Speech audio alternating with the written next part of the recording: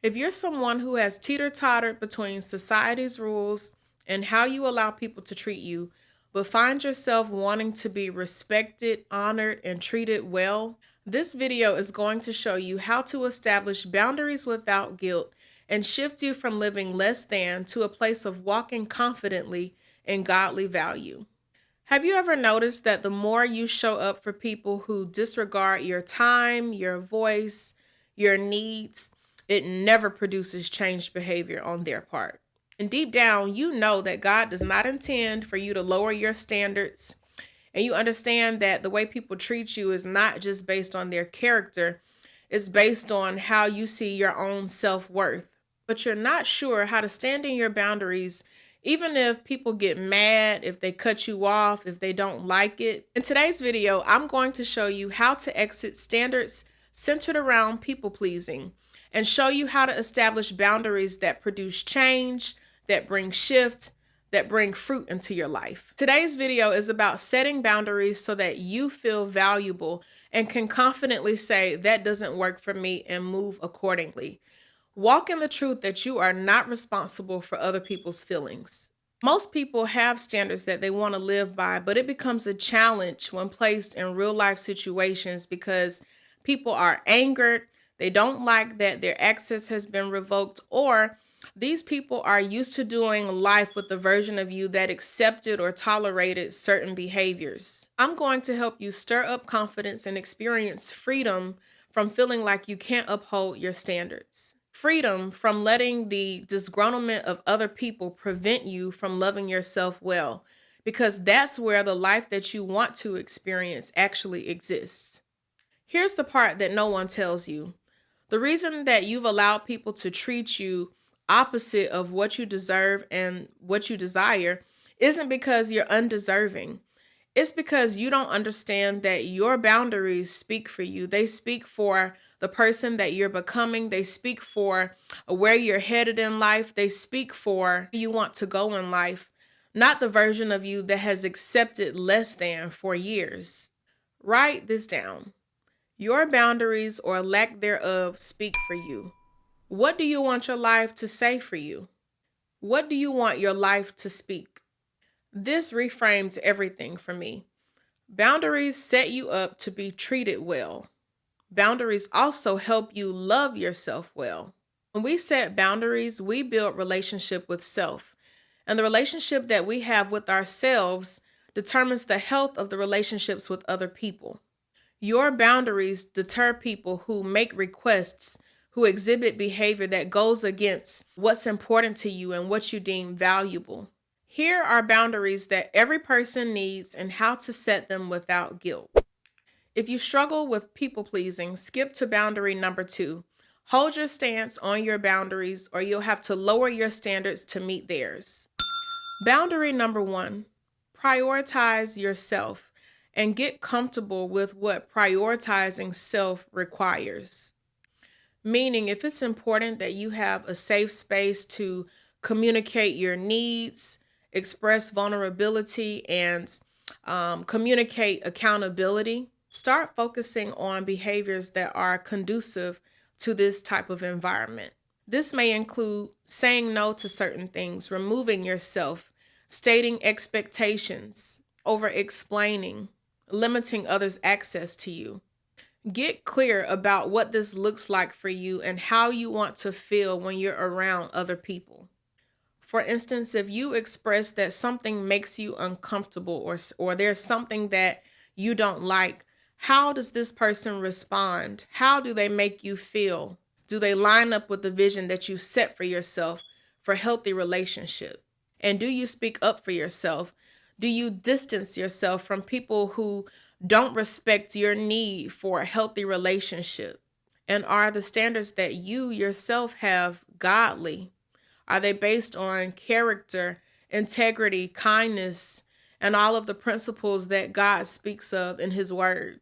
Boundary number 2, hold your stance on your boundaries or you will have to lower your standards to meet theirs. Be comfortable with your stance on your boundaries regardless of what people don't like or accept about it, because in the end it's going to be You're uncomfortable or they're uncomfortable. You got to pick one. Accept the truth that some people will not respect or honor your boundaries.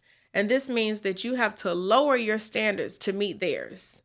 Remember, your standards are in place to give you a good quality of life. Your standards are in place to deter people who will not live up to what is required so that you are honored, respected, and treated well.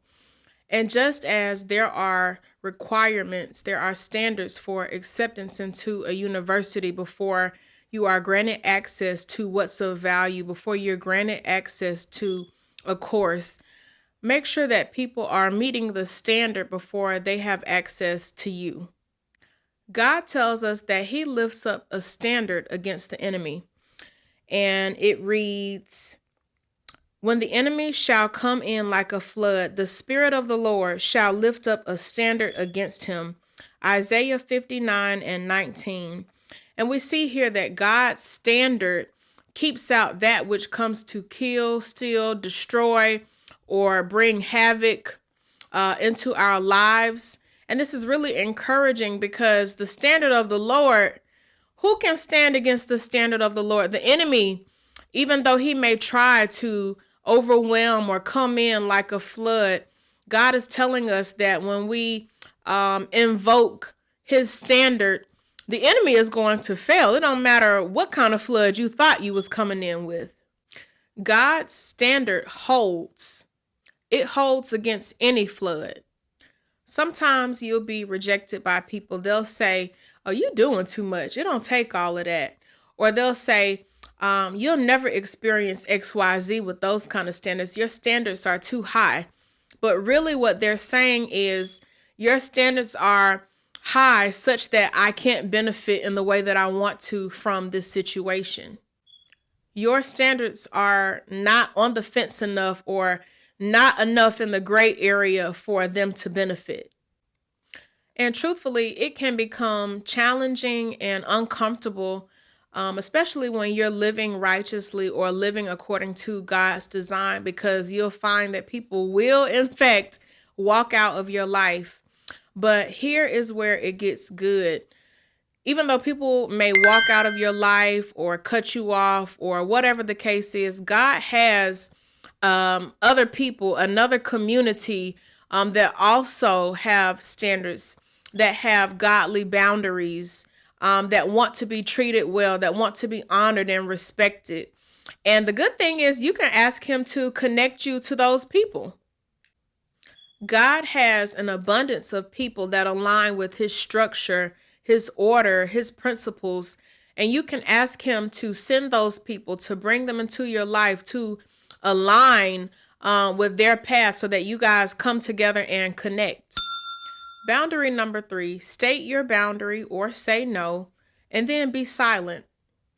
No matter how uncomfortable it is or how challenging it is because of people's response to your boundaries, know that you are not responsible for their feelings.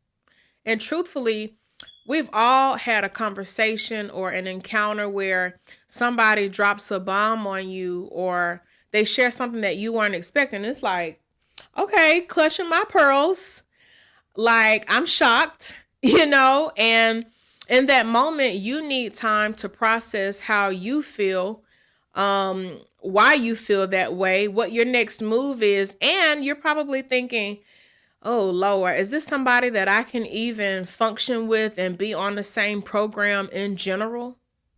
And this is where you want to acknowledge 3 things. 1, you want to acknowledge how you feel after you've stated your own boundary or after you have said no. Secondly, you want to realize that everybody has a natural response when information has been shared, and it could change the trajectory of that relationship and the way that you all interact. And thirdly, you want to acknowledge that the other person may or may not receive what you shared. They may or may not accept your boundary, and you have to be okay with it either way. We tend to start over explaining why we're doing a thing or why we're not doing a thing. And it's like Stand on what you said. Mean what you say and say what you mean so that people take you seriously. Because when you leave that silence, it's going to be like, oh, okay. She don't have anything